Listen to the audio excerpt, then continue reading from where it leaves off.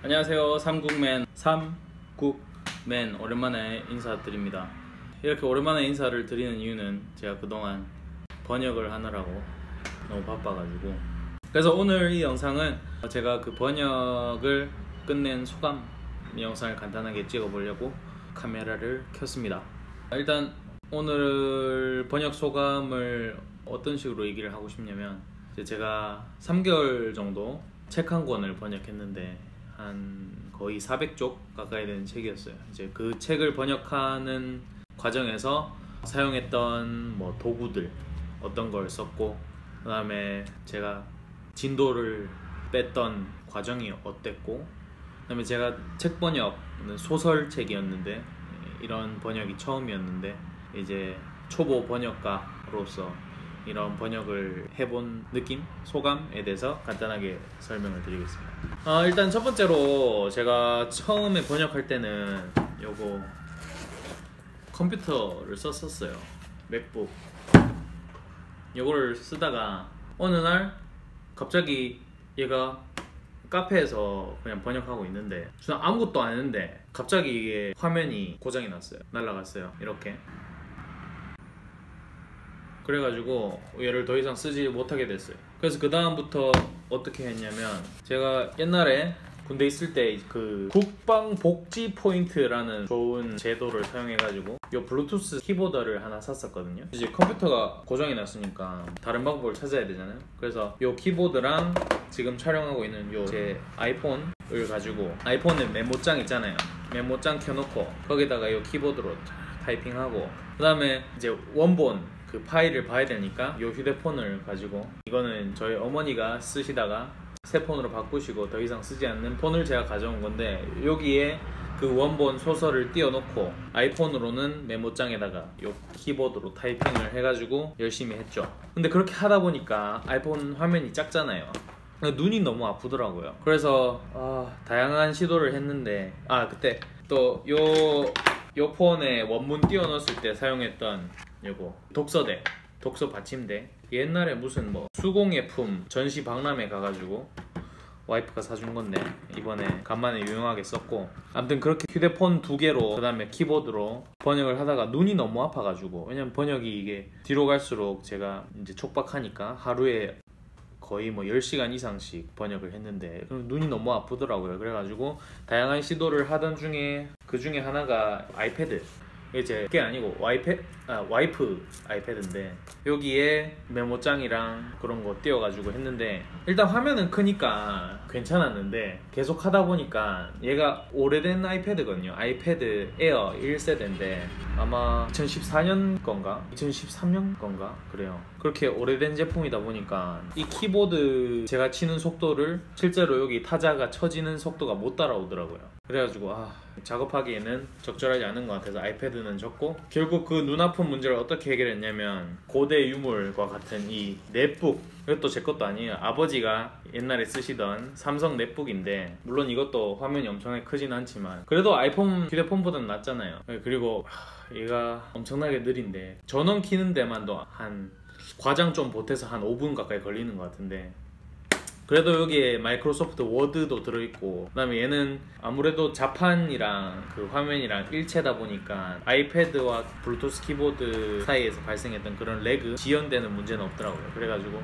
부팅 시간 5분 이런 거는 감수하면서 눈 아픈 거는 덜 수 있으니까 이 넷북을 활용해가지고 이제 마지막까지 번역을 완료했습니다.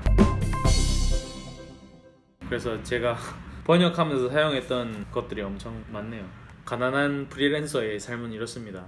일단 맥북이 이게 있었는데, 이게 갑자기 고장 나는 바람에 거의 초반에 첫째 달인가 두 번째 달, 3개월 중에 첫째 달, 두 번째 달 초반쯤에 고장이 나가지고 맥북 더 이상 못 쓰고, 그 다음에 휴대폰이랑 키보드로 하다가 눈 아파가지고 아이패드 아주 잠깐 하루인가 이틀 써보고 안 좋아가지고 결국 이걸로 마지막까지 번역을 했습니다. 번역을 3개월 동안 400쪽짜리 책을 번역을 했는데, 사실 이게 처음이다 보니까, 그리고 제가 퇴사를 하고 전업 프리랜서 번역가 통역사로 일을 한 게 처음이니까 어떤 식으로 페이스 조절을 해야 되고 진행을 해야 되는지 잘 모르잖아요. 그래서 시행착오를 좀 겪었는데, 이제 결론적으로 제가 막 통계를 조금 내보니까 보니까 제가 400쪽 중에 한 40쪽 정도는 첫째 달에 하고, 그 다음에 두 번째 달에는 한 80쪽 정도를 하고, 그럼 그렇게 해봤자 120쪽밖에 안 되잖아요. 그러면 400쪽 중에 280쪽이 남는데 그거를 마지막 달에 다 했어요. 그러니까 거의 마지막 2, 3주는 진짜 좀비, 번역을 위해서 사는 좀비처럼 먹고 싸고 자는 거 빼고는 다 번역, 하루 종일 번역. 뭐 와이프 친구 만나러 가도 저는 그냥 옆에 카페에서 번역, 와이프 잘 때도 저는 막 새벽 2시, 3시, 4시까지 번역. 그렇게 겨우겨우 끝냈어요.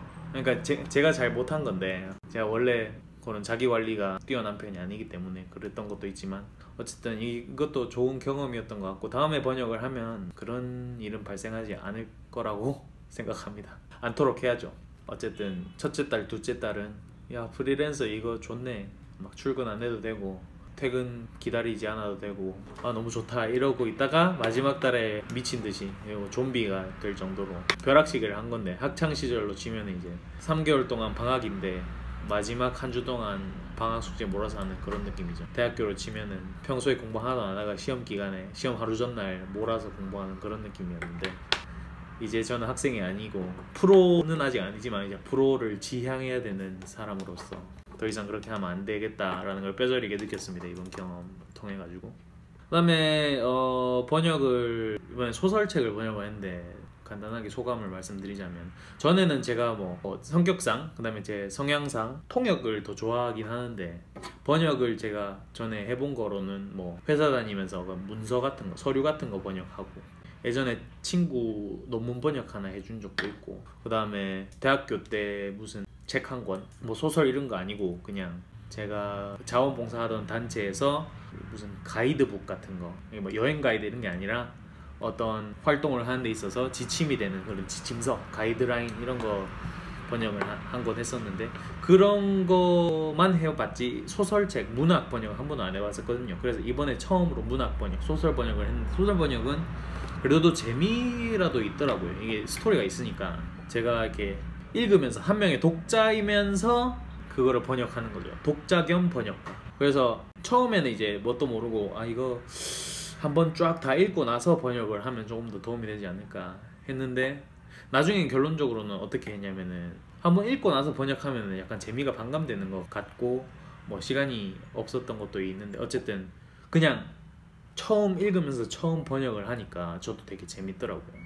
한 명의 독자가 돼가지고, 그 다음에 일반 독자보다 더 깊게 읽을 수 있잖아요. 뭐라 해야 되나, 한 문장 한 문장을 더 이렇게 곱씹어야 되고, 왜냐면 번역을 해야 되니까 더 100%, 120%를 이해를 해야 되는 건데, 가끔 어려운 거는 그렇게 못한 경우도 있지만, 어쨌든 일반 독자에 비해서 더 깊게 그 문맥을 파악하는 건 당연하고, 그 사이사이에 들어가 있는 그 의미나 그 모든 것을 파악을 해야 되는 그런 입장으로서 독자 겸 번역가로 이 책을 번역하는 게 상당히 재밌었습니다. 그래서 다른 뭐 서류 번역 이런 거에 비해서 문학 번역이 재미 측면에서는 더 좋은 것 같습니다. 그렇습니다. 딱히 다른 얘기는 없네요. 일반 서류 문서 번역에 비해서 문학 작품 번역은 재미가 있고, 그 다음에 분량이 뭐 그렇게 엄청나게 많지는 않은데 자기 페이스 조절만 잘 하면 되는데, 저처럼 몰아서 하면 안 된다 라는 걸 하나 느꼈고, 다음에 또 문학 번역을 하면 더 잘할 수 있을 것 같다. 제가 오늘 진도를 어떻게 나가는지에 대해서 얘기를 했는데, 그렇기 때문에 이 영상은 저희 출판사 번역 에이전시인가 출판사인가 아무튼 대표님께서는 보지 말아주세요. 그래서 그렇게 상국맨 첫 문학, 첫 소설 번역에 대한 간단한 소감 여기까지 간단히 말씀드려봤습니다. 영상이 몇 분 정도 됐을지 모르겠는데 그래도 한 10분은 넘어갔을 것 같은데, 영상 봐주셔서 감사하고, 저는 또 다음에 통번역 또는 언어에 대한 또 다른 이야기로 찾아뵙도록 하겠습니다. 그러면 시청해주셔서 다시 한번 감사하고, 상국맨 3국맨 인사드리겠습니다. 다음 영상에 다시 만나요. 안녕.